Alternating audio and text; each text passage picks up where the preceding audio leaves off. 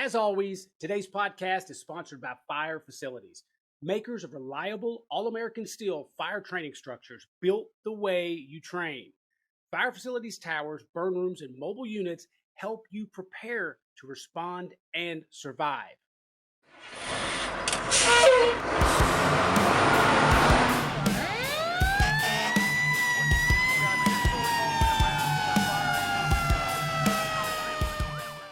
Welcome back to 3-Point Firefighter. Now, tonight's guest is somebody you're going to remember from season 1. It's Devin Craig.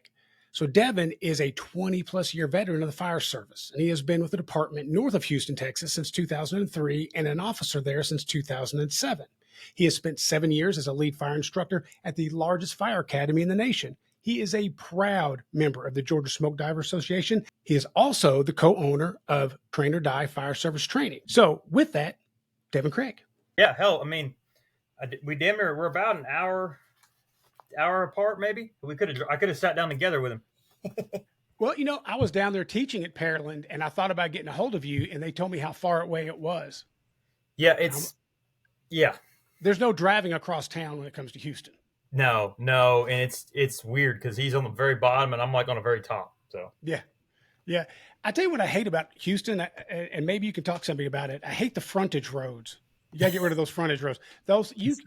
If something's across the street, you're driving 30 miles to get there. I hate it. Can you fix that? If that's the worst, come on. I mean, you get to drive at 80 miles an hour. So how bad can it be? That's true. But when I was there, they lost my luggage first day. I was there for teaching a 1403 class, and they lost my gear and they lost my personal luggage. So they kept saying every day, they're going, oh, no, it's on its way. We found it. So I didn't buy anything but underwear and toothbrush, toothpaste. That was it. All my medicines were gone, everything. So every day they were saying that, and I did not get it till I flew all the way back home. Who'd you fly with? I'd rather not say because they're really shitty. And if I say United, then you go, oh, United is shitty. So I'm not going to say it was United because I know people go, oh, United Airlines is so bad, it sucks. And then tell me their United stories at 3pointfirefighter at gmail.com because I don't want to say United. It makes me uncomfortable. Southwest. You got to go Southwest. Two bags for free. So Southwest, though, they nickel and dime the shit out of you. Like yeah. If you want to ride on the inside of the airplane, that's another $35, dude. Yeah. That's crazy. How have you been, brother? Good, man. Busy. Well, I want to share a story with the people that may not know this. I had a terrible experience with I was trying to do lives on Facebook, and it was a hot mess. The two people that I contacted, one was Chief Frank Lieb from FDNY. We had a wonderful talk. It never worked. The next person, another cool guy, Devin Craig. So you were so cool when I was struggling to get this, and the live never worked. I finally just threw it away. I said, it's not for me right now. But I want people to know just how cool you were. You're like, yeah, I'll do it. And then I was doing nothing but struggling. And you were working around your garage. You're going, oh, no, it's cool, brother. It's cool. And you couldn't be nicer about it. So I wanted to thank you for that. I appreciate it. No biggie. I understand. You're the one doing the hard part. I just click a link and go, okay. Dude, I could figure it out. And I was so embarrassed to talk to YouTube. I was like, oh my God. Well, Lee was a little bit worse, Chief Lee, because I recorded it. We talked, but it didn't go out the whole time. None of it went out. It was so embarrassing. And with you, I was like live with you, but I couldn't get it to do anything. Yeah. So yeah, he's a big deal, man. That's good. You got to talk to him at least. I mean, he has been on here before, and I've got to teach up there at the Rock twice and talk to him. And he's one of the few people to this day, I still call him Chief, and I'm always nervous around him. Not because he's intimidating by any means. He's the nicest, most genuine human being, but there's just something about him that I'm just like real quiet. We were at a bunch of us were at a bar in Manhattan, and it was like called McSorley's. It's one of the oldest bars, and he was drinking beers with us, or was there with us. I didn't say two words to him. And he'd already been on the podcast. I mean, it was just, I talked to him several times during training. It's just something about, don't you have anybody that kind of makes you nervous a little bit? Most chiefs for sure. I'm usually real quiet. And usually I start with, hey, I'm sorry. And then I tell them, hey, look, now I've apologized in advance. so we know how this is going to go. And, and I try to not scare them off. So Yeah, that's one of those things my wife always says when anybody says, "Listen, I'm not trying to be racist," but and as soon as they say that, you're like, "Well, they're about to say something extremely fucking racist." yeah, yeah. Usually I'm like, hello, I'm sorry, I'm about to scare the crap out of you, but here we go. But it's going to work. So So I want to share with you what an idiot I am. So I'm doing a Houston month. I didn't realize I was going to be doing a Houston month here at 3 Point Firefighter. But right after you, I have Chief Jacob Johnson. So they're snugged in there pretty tight. And so I'm getting all the stuff ready. I'm really excited. You're the first guest in my new studio, by the way. Brand new looks good. studio. Thank you. Brand new equipment, everything.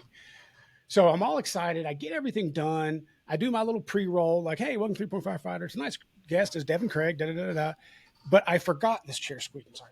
But I forgot to write down your questions. What I was going to ask you, something, discussion points. Not a big deal. I go upstairs, talk to my lovely bride, and I look at the clock and I remember I forgot to write these questions down. I'm like, oh shit, I gotta go. And I ran downstairs. I locked myself out of my own studio here. Yeah. So I tried everything, every gentle, forcible entry I could cut. Finally, because it was like 4:58. I'm like, shit, shit, shit. My phone was in here. I couldn't get a hold of you. So I was like, crap. So I had to take the entire lock. It's all off right now on the ground, just for Devin Craig. That's what I care about right there. That's good. That's good. I just know somebody's going to come downstairs and see my doorknob and all the tools out in the middle of the floor, and like, what the fuck's he doing? Doing an episode of forcible entry because he's bad at it. What's been going on since I saw you, brother? We've been doing a lot. So I think before I talked to you, I hadn't written an article. I wrote an article for Firehouse that I think went over pretty well. It was about how to train people, which was cool. We're going to talk about that tonight, aren't we? We are. I had an article that got on Fire Rescue One. It was pretty decent. It was okay. And then been traveling a lot. So I usually go about once a month. It seems like either through my own company or through Fast Rescue. Those guys are great to me and let me go all kinds of fun places and teach that. So Fast Rescue. and the kids are getting bigger. So and the what is? the kids are getting bigger. So how old are they? They're 7 and 8, so they're getting moving. Nice. I didn't start doing all that traveling until my kids were like, my youngest now is 18. So I picked a pretty good time. It just happened that way because my wife would never let me travel and teach if we had kids that young. Yeah, we do a lot of working out with stuff, and usually if I'm home, like right now, they're out of town. They're actually with my parents for the week. They took them. But normally during the week when my wife's at work, she works from home. I'm 100% here, so I don't, usually I don't have my phone out or I'm not emailing or anything else, and we're running around doing stuff with the little ones. So it's funny because people talk about work-life balance, and there's really not. It's 100% this, 100% that. So yeah, these are the two things, and God bless my wife. She takes care of everything when I'm not here. So it's quite amazing. So.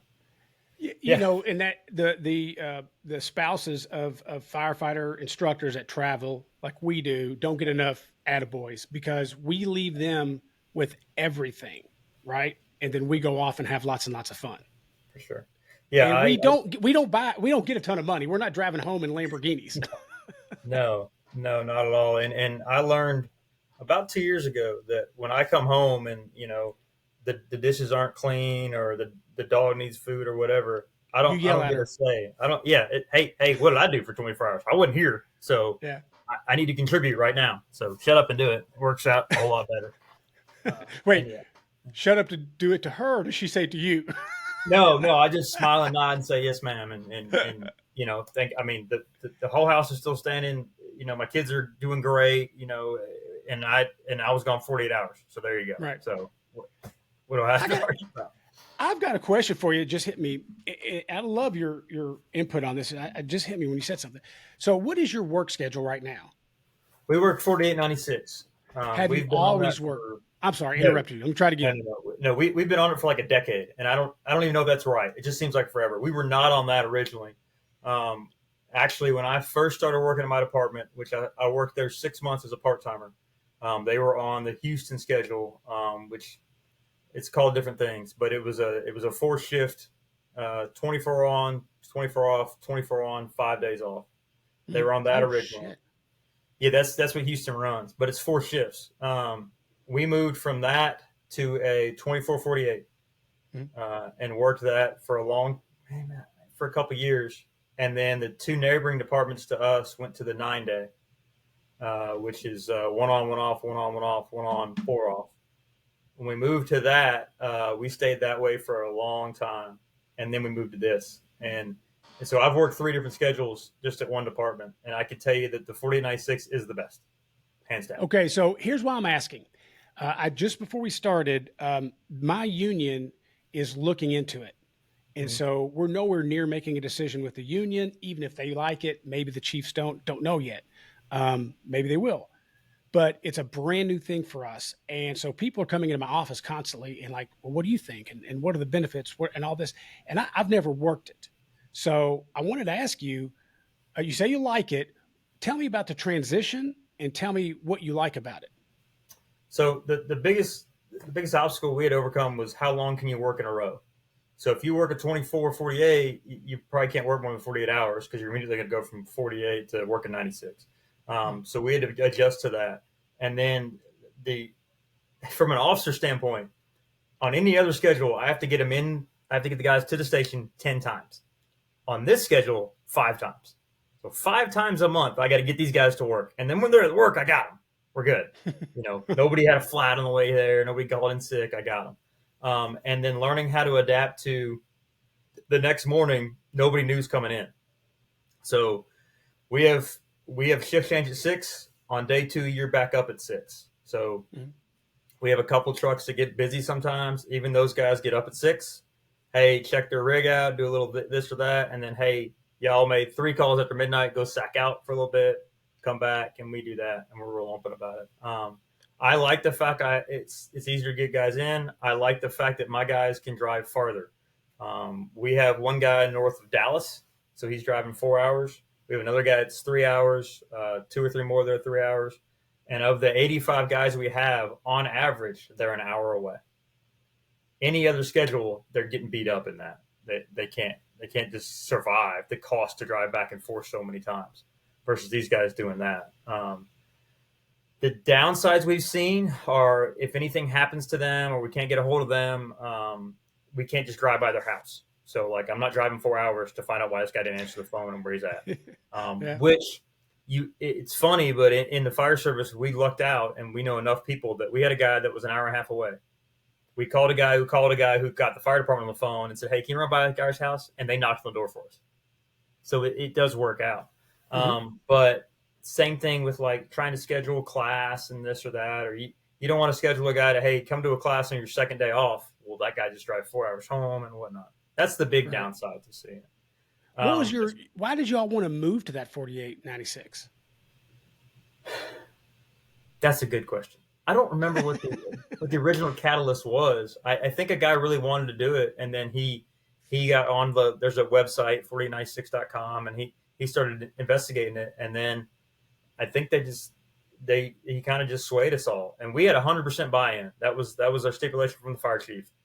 100%. Everybody's gonna like this, or we're not gonna do it. And we weren't. A lot of people do like a test year or whatnot. We weren't gonna do any of that. If we changed, we were changing. And since we've changed, 3 fire departments around us have changed to it as well. So it's pretty cool. So and then we touch 3 fire departments that are full time staffed, and 2 of those are the same schedule as us. So I know that who I'm going to make a run with these guys, and then the other department is 24/48, and I know it's the same 2 crews because that schedule works in good. What There what about are downsides, but what about like overtime? So if you're working 2 days, is your overtime 12 or 24?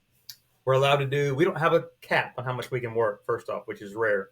But we're allowed to work it in 12, 24-hour, whatever increments of that. Any 12-hour increment. Same thing with time off. We'll commonly have guys that'll take off just a night, the second night, or just the morning, this first morning, and then work Okay. 36 on them. I'm just really interested in that. Right before we start talking, I haven't read it yet. Our union president sent something out about it because there is such a pushback. One of the questions I've got is, and I didn't come up with this. Deputy Chief Cron, my boss, made a really good point when he was talking to me about it. He goes, "What about it?" To our point earlier, what about the family? What about the wife that has two little kids? So now she's got to take care of two kids for Right. 48 hours. That's a big. Did Right. you have any issues with that? We have a couple of guys, and I was in this boat as well, whose wives work Monday through Friday. So if you worked a Saturday Sunday, which only happens every 6 weeks, that means that she didn't really see you. There wasn't a day off together. But when we were on 49.6 and both my kids were born, and my wife and I had a very good working relationship with it, where the first 3 days I was off, those nights I got up and get the kids. So when the baby cried, I got up. Mhm. And then the night before I went to work, and obviously 2 that I was at work, she got up and took care of the kids. And we worked out that pretty well. What do you work now? So we work. I've heard it called the modified Kelly or the Detroit, where it's like, say for example, it's Monday, Wednesday, Friday, off 4 days. Wednesday, Friday, Sunday, off 4 days. Da da da da da. Yeah, that's the 9 day we worked before. So yeah, that's the schedule I had just before this. And what I didn't like about that one is if you got stuck on your middle day, you were stuck for three. Mhm. And then two, we had a problem where you would if you got smoked your first day or even your middle day and you came home, well, you lost that in between day anyway. You were too Exactly. exhausted, so it didn't make any sense. Um, the 49.6 is the best combination of working those and having your 4 days off. So we know when we get off, it's 4 days. There's Mhm. no, damn, is it this first day or second day or, oh God. And I remember those days of that second day being rough and going, man, I'm going to go home. I got one more day of this. Jesus, let's be done with it. Yeah. There's a lot of data on that website at 48-96 that they went through all the calendars and figured out stuff about when you're home. What's it called? It's 48 dash or hyphen 96.com. Okay, I I'll think check it's it a lot. out. There's a lot of departments in California that used it, and I think it's where it really began. So there was a department down here that was doing a 48 144. They were What? on two, off six, and I think they stopped doing it. But it was a 4 shift schedule of it. I was gonna say, yeah, that's got to be more than a three shifts. Yeah, Oh yeah, no, and I mean you're never at work then. Um, that'd be so cool though. it would be good. It would be good. Especially if you had like trade shift buddies where you'd work Oh yeah. like a week or two and then you don't work for a couple months. Exactly, exactly. Yeah, no, and we were able in my area, just like Jacob's going to tell you too, the growth has been exponential. It's been nuts. So the ability to get guys further away, and these are the things that people look at on a flyer. They look at pay and they look at schedule and they look at retirement, maybe. But that pay and that schedule, are the first two things. So to tell a kid, hey, look, you're going to work 10 days a month, but you got to be here every third day. That's kind of sucks. Hey, you're going to work 10 days a month, but you only got to come 5 times, man. And it Never adds thought up, about and that. they figured that out. So those things help. That opens up your recruitment really pretty big. A good friend of mine out in Glendale, private. Let's see, he's Private Gilbert Pedroza. He has people that like live in like Washington and Oh yeah, Oregon that fly in and out. So you do, I guess you can, open that bucket up of better recruits. I never thought about that one. That's really good. yeah. I didn't mean to like take away your time on the podcast talking about No, 4896, but no. you kind of brought a little bit of it up, and then you talked about the kids. I was like, man, this is a perfect question for this. Well, and it's funny because everybody is like that. Hey, what do you work? We think about going to that, and I don't know anybody, even us. We had 100% buy-in with the 50 or 60 employees we had at the time, and we have one that doesn't really like it, but I don't know what schedule he would actually like. So Mm. everybody loves it to the extent, and it's an adaptation, especially in an admin role, because there's going to be times where like they're going to see you on Monday, and then they won't see you again until the next week's Friday. So they have 8 business days they don't see you. So Right. there's some getting used to that too. What about Christmas Eve and Christmas Day? Some departments do a swap. We do not. There's a department in our county that they swap If you work both, they swap Christmas Eve and the day before. So it's kind of an agreement thing. We don't do that. We work it straight. So Oh, that would suck bad, especially if you got little kids. there is a downside to it. If you go burying in the calendars, if you work Christmas, I want to say Christmas Day, that means you work like July 4th, Halloween, Thanksgiving. You work all of them Oh because of how the wow. calendar works out. But I have to go through it again, look at leap years and whatnot, see Huh. how it changes. Well, I guess we should talk training. We talked a lot about shift work. I appreciate you telling me.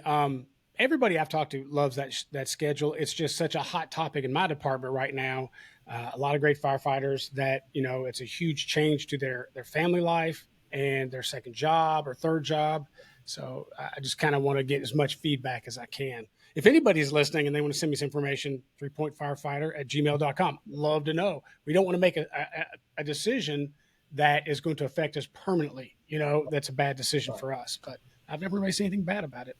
No. But let's talk training. I like training. You like training. Now, you're co-owner of Train or Die, the largest fire department discussion group. Can I say that? Is that true? But we're probably, I know my buddy Kyle, his is big. We're probably second, third, or fourth, or somewhere in there. I don't know. There's about 30,000 people in there now, and I don't know how. So. Yeah, but it took off pretty quick, didn't it? It did, completely organically, completely on accident. It was really just for four dudes. We just had four guys that wanted to do it. And it was because we got lost in the abyss of the internet, couldn't find classes. So four guys kind of got together and did it. And then about a week later, there was 100 people. Like, oh wow, do we know 100 people? Yeah, we probably know all those guys. And now it's like, and what's cool now is when we go to approve people in the group, you'll see this thing where like you'll see 15 people from Massachusetts, and they've all somebody there saw something in there and wanted it, liked it, and then next thing you know, hey, look, spread it out. So, and we'll see. There's some questions they have to answer. My chief recommended it. I'm a training officer. These kind of things. So it's pretty cool to see. And then that's the group, and there's the page where the rants are written and some stuff when we're actually doing classes. And that's got about 10,000 people following it now. So same deal. Wow. We didn't mean that on purpose. So what do you think it was that drew all these firefighters so quickly to this particular page and to this particular group? I think there's a big group, and that was outside training or at conferences, and very similar to the Fools, where hey, I'm by myself. Wait a minute, I agree with that. Oh, okay. Wait a minute, there's other people like me. I think it spread that way. It's amazing. One of the posts that we did was about don't be an asshole, and that got like 1 million likes and hundreds of shares. I'm like, what? And it was just a thought a guy had, and we happened to document it, and there it goes.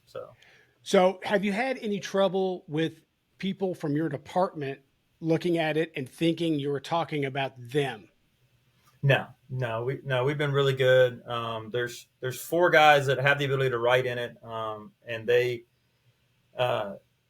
all work in different places, so nobody works in the same one. You rarely we try to make it to where you don't know it's us. In that thing, one, for anonymity for each guy, and two, because nothing in there is directed at one particular person. If anybody that travels will tell you that every fire department has the same 3 or 4 dudes in it. Mm-hmm. They have the same three or four shifts, the same problems, just on different levels. And you can get that together and go, oh, well, this is the same thing. So you'll see that in the post. We don't get in there and talk about, hey, smoothbore nozzles versus fog nozzles. No, that's not. That's arguments to have one-on-one with people. And a lot of things you start to learn are just based on what your department runs. You may mask up on the truck. That's what you do. This is why you do it, and you're not going to change it. Okay, cool. Mm-hmm. Let's not worry about that then. So we try to keep it to where, hey, look, this is just mental thoughts of, hey, you feeling crappy today? How do you feel better? How do you get through the guys that are complaining? How do you do those things? And most of the stuff is organically written in pretty close time to when it's posted. So we're trying not to write, War and Peace with these things. We just want to have a good thought that people agree with. Like, don't be an asshole. Like, don't be an asshole. I mean, it worked out. It was pretty comical for sure. What's funny to me is I've been a mutt, and I've been so pro training, it's not even funny. So for me, I feel like I've got a unique perspective, right? It's just like when my kids were teenagers and they would tell me stuff, they would tell me how the world works. And I'm like, look, I've been your age. You haven't been mine. I know what I'm talking about. So I kind of feel like I got a pretty good experience there to make comments. And but the one thing I can't wrap my head around is why a firefighter would not want to be the absolute best they can be. Why, you know what I'm saying? Yeah, absolutely. And from a guy who had a part-time fire department job, that I slept in a recliner. That's what I did, Mhm. because I think in your mind, and the fire service is bad about this. So there's no, we have the firefighter combat challenge, but when a house burns down, there's nobody going to grade it and go, wow, y'all were terrible. No, they're going to go, oh, yeah, you did the best you could do. Mhm. Did you? So from most guys, they're coasting, and that's been working out great. So I'm fine. So a very good dude I know pointed some out to me the other day. He was proofreading some stuff that had been written. He's proofreading some paperwork, and he said, "People don't understand. You don't become a better writer just by getting older." Yeah. Oh wow, that's a good point. I didn't. So the same thing with the fire service. You don't become a better fireman by being there. You Mhm. do, and you make runs and whatnot, but just existing in the fire station doesn't mean you really got any better. Um, Experience and seniority are two different animals. very much, very much. You know that old thing of, are you doing 20 years 1 year at a time, or did you do 20 years over and over again, or whatnot? So yeah, and for me, it was. I mean, I grew up in the fire service, so when I got to fire academy, I already been running around fire trucks for 10 years. So Mhm. when I got promoted, and then when I worked, I was I was probably a full time fireman for 7 or 8 years, and then I ended up 1,000 miles away, and was like, oh my god, I have no idea what I'm doing. This is not, yeah. And most people don't get that advantage that I had to get taken out of their bubble and woken up. So Right. It's beyond me that, you, any firefighter, anybody that is, well, let me just say this. I forget who posted this, but it was minimum standards means minimum results, right? mhm, So why would you want that? Well, any firefighter will tell you, God forbid, their house, their family's trapped, whatever, they're going to want the best firefighters to show up. My question is, do you do the same for other families? Right? right, My right. biggest gripe right now is I cannot stand, and I'm like, I'm sure you do the same thing because you travel, because you have a presence online. People send you stuff, send you stories or whatever, and some of it will drive you nuts. But I can't understand for the life of me why people will. My train just left out of the station. I've got to apologize. The hell was I talking about? I'm getting old, Devin. I'm getting old. Um, but I can't for the life of me understand why people don't want to be better and and realize that they're not there to hold down recliners, right? That they have a responsibility greater than we can imagine. And like I said, I've been that guy where I just sit on the. I'm like, ah, man, I got the city today, boy. 24 hours. I didn't turn a wheel, you know. But our job is complicated. It's dynamic, and it's probably, in my opinion, the most important job there is. And to go to work and to leave work and not to be a better firefighter those 24, 48 hours later, I can't understand it. I don't have the capacity to process that. So I'm sure you run into that as well. Absolutely. And I think most of it, again, if you look at it, the chances of you making the worst fire possible. So for me, it's a 2 story house with dad outside screaming, and mom's in the house with 2 kids. And it's 3 o'clock in the morning, and half my staff is off on a swap, and I got different guys, and it's going to be terrible. And the chances of me making that are actually very, very slim. Doesn't mean I won't make it 2 days from now when I go to work, but the chances of us making those things are slim. And to have to operate at such a high level doesn't happen that often, most of the time. So even my department, 6% of our runs are EMS. Even those 60% of those runs, 55% are blood pressures and wait for the ambulance. Mhm. Well, same thing with fire calls. Most fires, if you're not the first in or second or third in, you're probably not going to be put to your extreme levels of things.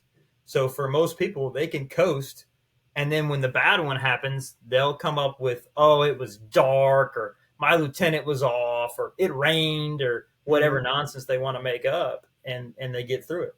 In the fire service, we don't demote people very often. So nobody Right. lets you go to a fire and comes back and grades you and goes, well, you got a 42. So we're going to go find somebody better. No, it doesn't happen. They go, oh, well, things happen, and they get through it. So unless my biggest fear, especially because of where I live 2 minutes from one of our stations. That means that crew has to be the best there is because I'm gone. So Right. and going as far away as I am, like that, hey, in my house, it's kind of a pain with some of the stuff the way it's set up. So we love to teach VES, But we'll go places and they'll be like, "You're going to teach VES? We'll start with some other stuff first and see if we get to that." And sometimes that means the hardest part of VES is getting your big ass in the window. And Yeah. if you walk up and go, "Man, you know, you said you're going to do everything for the little kid that's dying, but you won't push away from the kitchen table. You won't work out. You won't, these are the things." Right. And then everybody wants to be a badass when it's on fire. But when grandma calls at 3 o'clock in the morning because she fell out of bed, oh God, I got to get up and it's going to smell bad. Come on, man. Grandma's been laying there for 8 hours. Your job is to help her.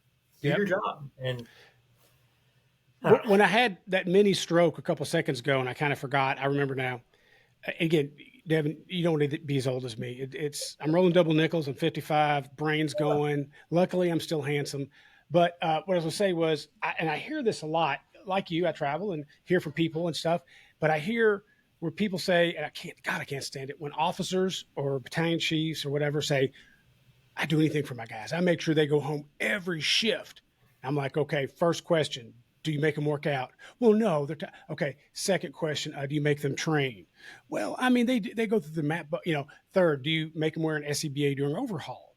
Well, I mean, no. So don't give me that shit. Tell me this. Be honest and say, you know what? I will do almost anything to make sure they get home as long as it doesn't complicate my life. That would be a more accurate saying. So when people say stuff like that, it's just a waste of time to me. You and I have probably met those officers. We may have had those officers that truly did that stuff, and they're usually the ones that we get mad at because they make us do our job. They say, okay, this is what you're going to do, but they're trying to keep us safe, get us home. Man, it goes through me when I hear these people that say, "Man, I'll do anything for my guys. I'll make sure they get home." I'm like, I don't think, no, not from, no, no. Well, remember, if the standard is the fire went out and everyone went home, well, that would have happened if you wouldn't have went to the fire. The thing would have burned to the ground and everybody would have went home, Yes, except for the people that you didn't save because you can't do your job. So yes, I learned early on. I want to say it was Greg Bear, who a guy came on with in Lexington, said, "All bleeding stops, all babies are born, and all fires go out." I'm like, you know what? You're right. You're right. We're just there. We're there to help. We're there to help. Well, another thing goes through me. Now you got me mad, so I'm gonna go. I got to go rent a dog and kick it or something. I'm in a bad mood now. Is people that count their saves. God, I can't stand that. Yeah, count their grabs. Count. They sit there and they brag on their grabs. So I was recently up in Canada and had a young firefighter. He was really a great guy, great firefighter, man. He's just hungry, and he asked me, "Well, how many saves you got?" I'm like, "No, I don't count those." He's like, "Why?" I'm like, "If you count the saves, you got to count the ones you didn't save, right?" So if you count this, most people are like, "Well, I've had these saves. That means I interceded at the perfect time. I did my job perfectly, and they're alive today." What about all the other ones that you didn't save? Oh no, they were already gone. They were gone before I left the firehouse. I don't think. To me, it's an ego-driven thing. But I explained to him, I'm like, yeah, I don't think that's an ego-driven thing. And we're not here for us. We're here for them. We're not here for anybody in the fire inside that firehouse. We're not there for that 24-48 for anybody in there. We're there for everybody outside of that firehouse. So, right. what do you think about that? Am I just being picky and old and grumpy? So this is something that I talked to my wife about because the only word I can find for it, and I'm not very good at that, is helpfulness. And Mm-hmm. if we encourage firemen to be helpful on all accounts, this turns into when they're going to a class and they're coming back and they see somebody with a flat, they pull over and stop. They're helping people. Mm-hmm. When grandma's trying to get across the road and they're in the pumper, they stop, help her get across the road. They do these things so that when they make runs, they learn that maybe when you go inside the terrible house that the guy's a diabetic and has one leg and you go there all the time, maybe you take the piss bucket and you pour it in the toilet. Maybe you help that guy. Or you be a professional guy and I'm only here for this. I don't need to deal with this crap or whatever. If you instill in them helpfulness, and our job is actually really easy. We do everything the cops do except arrest people. So we help everybody. Doesn't matter who. We don't, when 911 gets called, we don't look to see if it's these people on this street or those people on that street or what anything else is demographic about them. We go, figure out what the problem is, and we help them the best we can. So that instills in them things like moving furniture to get the stretcher into the house and then putting the furniture back. Mhm. And these kind of things, then we'll end up with this great thing of you're spreading this fire service where we're helping people. And we don't need any, they just need to know the fire department showed up and everything got better. Good. Versus, oh, well, you know, we can do this and we can break windows and we can cut holes and do all these fun things and then not care later. I'm Right. all for cutting holes, but we're going to cover it up when we're done and make this better for the people. And I think if we keep promoting that and instill that even in our children and the little kids and the young guys when we're growing up, I think we'll get it better overall as a fire service and as everything else too. But Oh, absolutely. You're talking about Brunacini's book from a million years ago called Customer Service, where he tells a story where an ambulance makes a car wreck, and I hope I'm getting this right, but the gist of it is ambulance car wreck, guy's missing his flight, and they reschedule his flight for him through, and this is before the internet. Took his luggage, took him to the airport. I mean, they went that extra mile because you say fire service. What's that second word? It's service. You know, we're there to serve, and we're not there for our egos. You know, this isn't a house fire, so I'm not going to do it. Or no, I'll just take information. You do CPR. Blah, blah, blah. It goes all through me. We just have a responsibility higher than we can imagine, and everybody outside of the firehouse they have their day and their night and they don't even think about fires or car wrecks because in their mind they know whatever goes wrong we're going to be there, yes, right? yes, So we need to be at the level that they expect us to be, and I don't think we are, and it falls back on training, and I know we share a lot of the same views on training. To me, our main job is training. The side effect is going to fires and making calls. right. And you see this, and this was the thing I sent you was you see this now where hey the kids come in and of course they're not all 18, some are older, and then they're gonna do 15 gear drills or they're gonna catch the plug or they're gonna pull the line. Okay, cool. When was the last time you did that? And hey, this kid's he's pretty decent at his stuff. What are you doing for your stuff? Are you getting better at the MDT? Are you getting better at hey, there's a new EMS protocol out there. Hey, there's these new things that are going on, and just because you were here a decade doesn't mean you know everything going on right now. Things have changed. Things are getting better. Yes. We used that. We had a guy that he complained the rookie didn't know where the crescent wrench was. He didn't know what a crescent wrench was. Okay, cool. You teach him? I did. I did. All right. You just made a run. Did you use the crescent wrench? No. Yeah, but you use your MDT. Do you know how to use that? Ah, well, I don't really mess with it. This is there's two levels to this, and you have to keep growing. And I think in the fire service, we like to get to a steady space where we think we have tenure and everything's fine, and oh, it'll be fine. I just make it through the 48 hours or 24 hours, and if something happens, whatever. It was raining. Right. It was Yeah. It was dark. right. I love that. Yeah. It was dark outside. It was Really? dark. Eh, Oh, I just don't get it. I don't get it. But in our travels, I'm sure you have too, that we meet those ones that are amazing, that do exactly that stuff, that makes you feel bad. Like, shit, I thought I was on top of that, but this guy's, incredible. And that guy in Canada was one of those guys. We were up there teaching for a week and we were teaching, firefighter, self-rescue, Rick, live fire stuff, all these things. And you couldn't make something hard enough for him. He's one of those guys you could say, shout out to Nate, by the way. Hey, Nate, go run through that mountain. And he's not going to get all the way through it, but he'll get mostly the way through it before all his bones and organs are crushed. But he's that guy. There's no quit in him. They just didn't make any quit in him. So he's an amazing guy. So I like seeing those guys. It balances out some of those idiots that we get to see in our travels or that'll talk to us or respond to a post that is, ridiculous. yeah, we accidentally did this. So with fast rescue, when I teach and we teach for train or die, at some point we build in a spot there where I need you to show me something. So hey, we like to start the conversation off with what's in your pockets, and then these guys will pull out stuff, and we'll be like, oh, what is that? Oh, it's this because we have this, and we get to learn something new from them.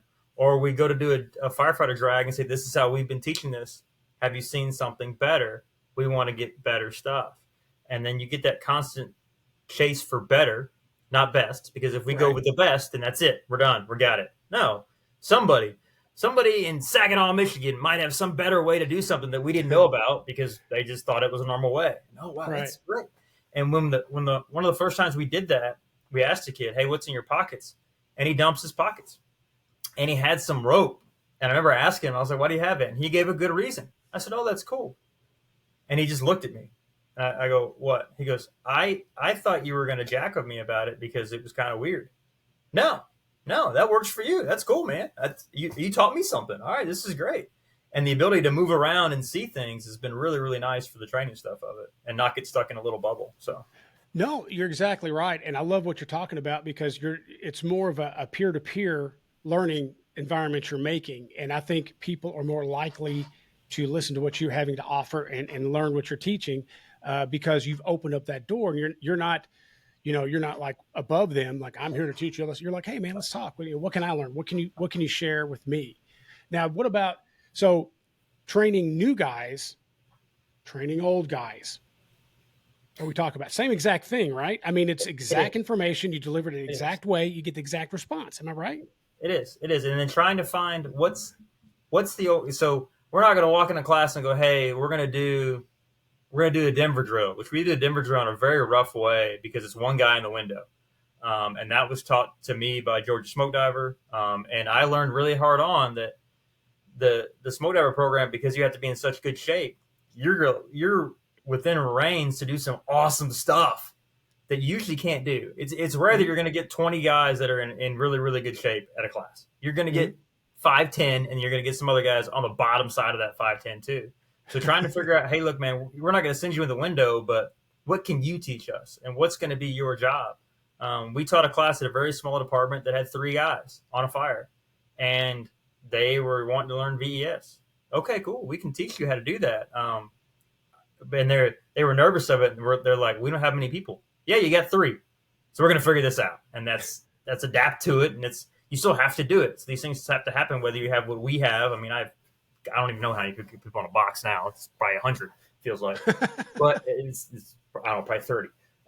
And trying to adapt to everybody has to do the same job. And the cool thing about the firefighter rescue survey and firefighter close calls and all these things that have started to come out is that people are being saved by firemen, and not only in New York City and LA and Houston and whatnot, but they're being saved everywhere and they're Mm-hmm. dying everywhere. So how do we find the small town in the middle of Kansas that's going to make one fire this year and people are going to be trapped in it? And how do we get those guys to a level where they can save those people and try to fix that? A good, and I have to do a keynote later this year, but I'm going to talk about the fact that even in a 30-minute keynote, how many people in the United States died while I was talking in houses on fire? And Wow. houses on fire are only 10 to 20% of what the calls that we make, depending on where you work. So what Mm-hmm. about the other? How many people died of cardiac arrest? How many people died in motor vehicle accidents that we have to be really, really good at? And they don't. I don't think we realize that sitting in the fire station, No. and it's rough. Yeah, I mean, and we're not talking about going crazy, full gear, uh, for the 23 hours you're there. That's not what most of us are talking about. We're just consistency in basics, which I keep saying basics. I try to catch myself. There are no basics, right? I mean, it's our skill level, and talking about VES and stuff. I mean, that is now an accepted practice through NFPA 1700.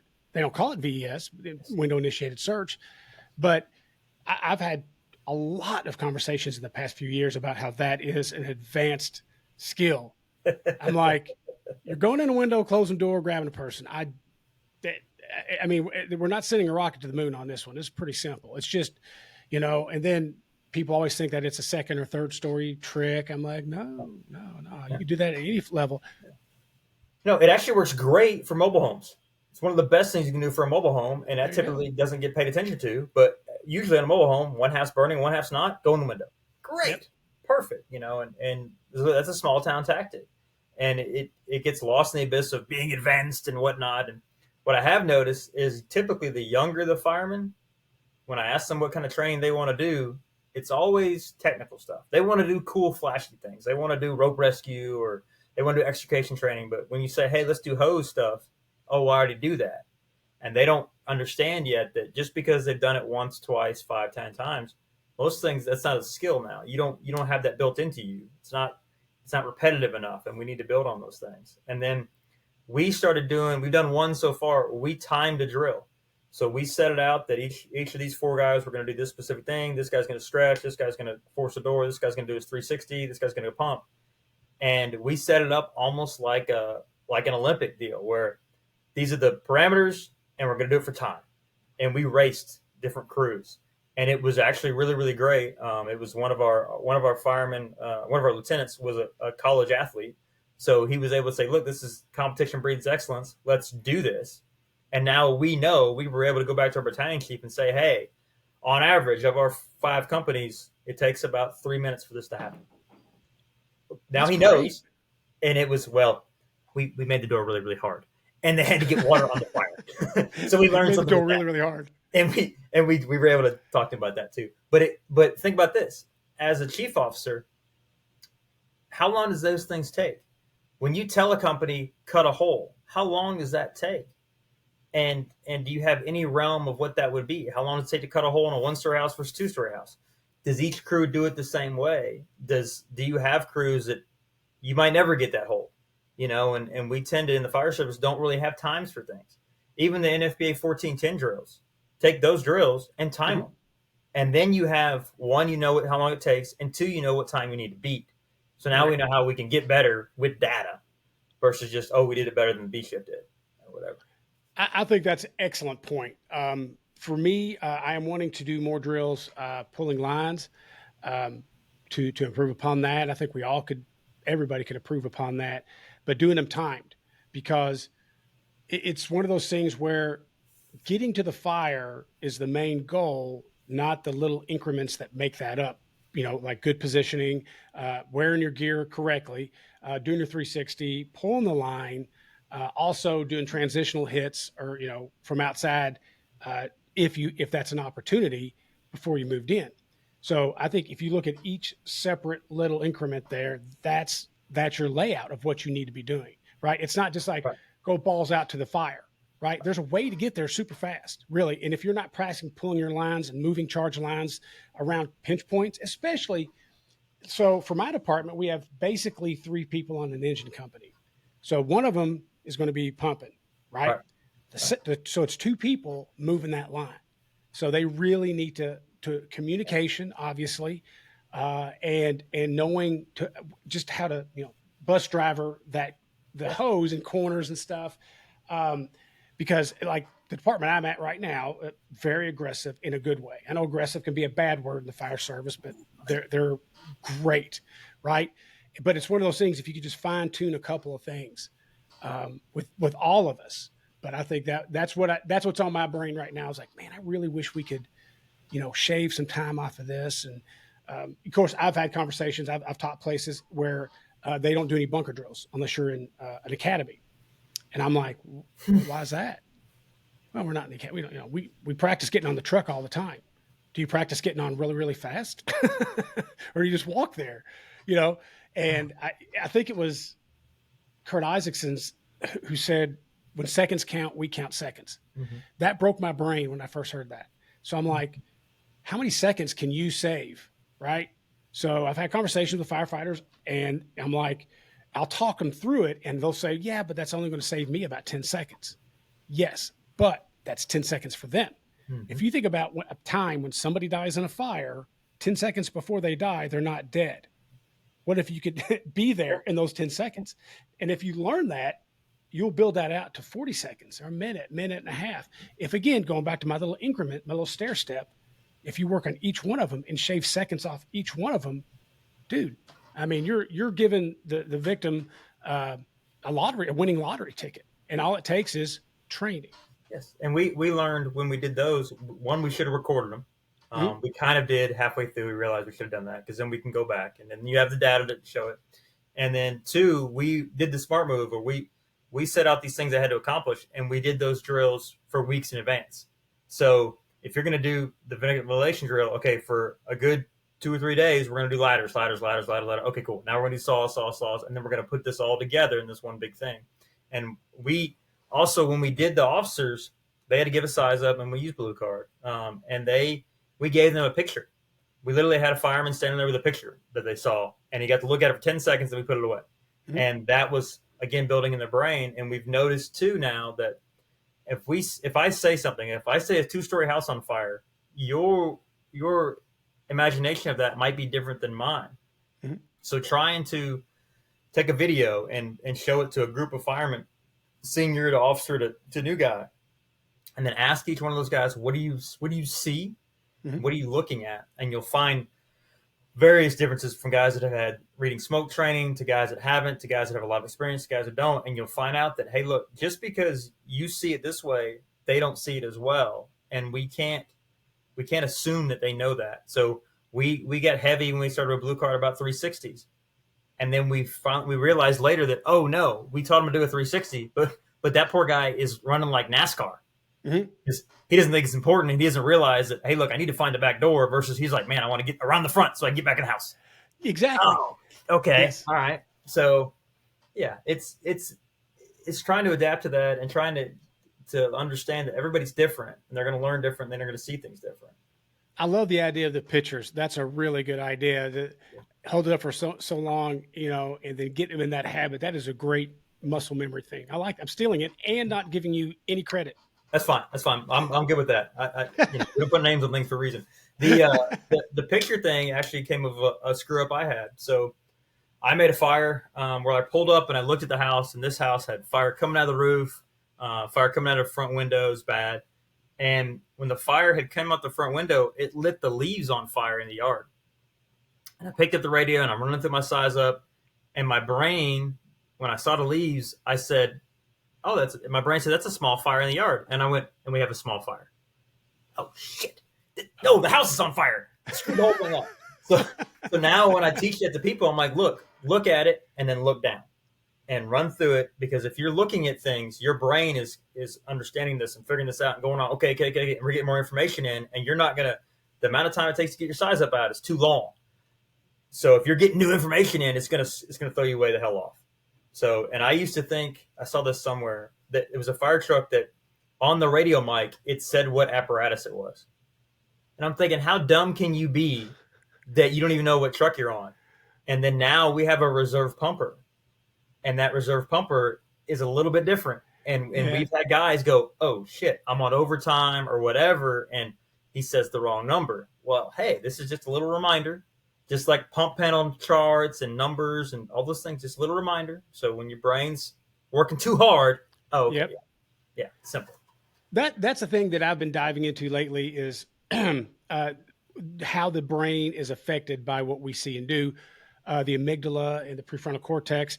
And I saw it was like a report that first in engines are supposed to give, and it's on a plaque in their car or in their driver's operator officer seat. Golly, I'm an idiot. I told you, don't get this old, right? I'm glad I'm this super handsome and funny, but I'm losing my brain. You lose something, you gain something, right? But I like it because the more I'm learning about how our brain works, that's one of those things that can bring you out of that. I hate to say panic, but when you go from the prefrontal cortex to your amygdala and stuff, it helps you. It keeps you zoned in. I've got a battalion chief that during trainings and stuff, he'll tell his crew, we just did a bunch of live fire training, and he would say when he debriefed, he's like, all right, paint me a picture. I'm not there yet. So on the radio, paint me a picture. I want to be able, when I pull up, I see exactly what you painted. Not, holy shit, he said it was a 1-story, it's a 3-story, walkout versus, So I like that idea. I think it's one of those things that sets the tone, right? First person there sets the tone for the entire, where they park, what they say, and what they do. And then we all got to play catch up to that. Right. And then we're trying to push, prearranged assignments and even down to the tools and whatnot. My lieutenants all got together, and they decided what each guy in the truck was going to carry for these by about 5 runs. So a house on fire, first in, not first in, so on and so forth, car wrecks and whatnot. And then just that little bit of thing, a year later, now we even know that, like, hey, when we drop a fire, that guy sitting behind the officer, he's bringing this tool every time. And now we know that, one, the tool gets to the fire, and 2, there's no question about what am I going to carry, what am I going to do, or whatnot. And it helps a little bit of that brain thing working. Mm-hmm. And then having to run this, 1,000 times to get it built in there. Something I'm trying to get to be able to do is, if I teach you something, if you don't know anything about it, and I teach you how to do it, and then later I have to change it, how many times do I have to teach it to you to change it? Mm-hmm. So to get your brain out of that. So it's the old dog, new trick thing. How many times I got to remove the thing? And I Mm-hmm. know this from where our radio is amazing. It's great. But my radio is the fourth ideation I've had in 20 years. So I can still look at that and name the first 16 channels I had 20 years ago. And now I'm like, okay, hold on. I can do this again. So again, little papers and little things help a lot to get that brain working right. Oh, I tell you what. And then, like I've mentioned, as you get older, it don't start working so good, right? And I'm from Kentucky, so we're basically born with half a brain. So it's not good, brother. It's not good. Here we It just was. boil it out. So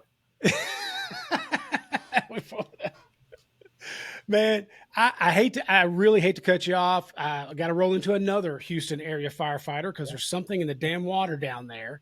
oh yeah. I cannot tell you how much I appreciate you being on. I love talking to you. I do. I really, truly do. You're a class act, first class firefighter, brother. Your name comes out of my mouth quite a bit around Oh, here. In good ways. But before we go, tell the listeners how they can get what website where they learn about your classes and they can buy some great swag because you got some excellent swag.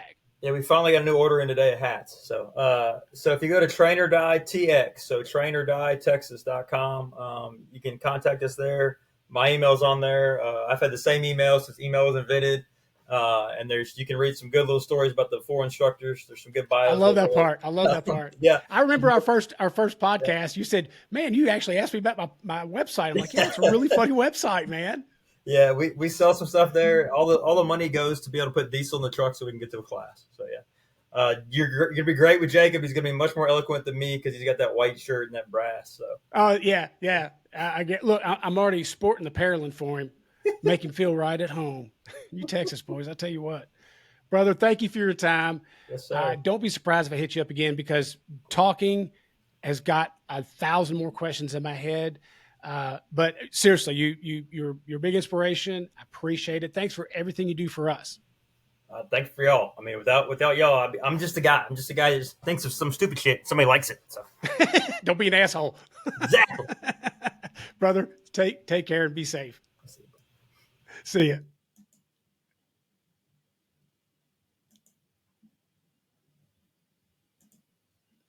Our podcast today was sponsored by Fire Facilities. This Made in America company is dedicated to constructing top quality custom training structures to meet your needs.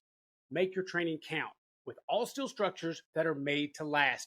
Visit firefacilities.com for more details.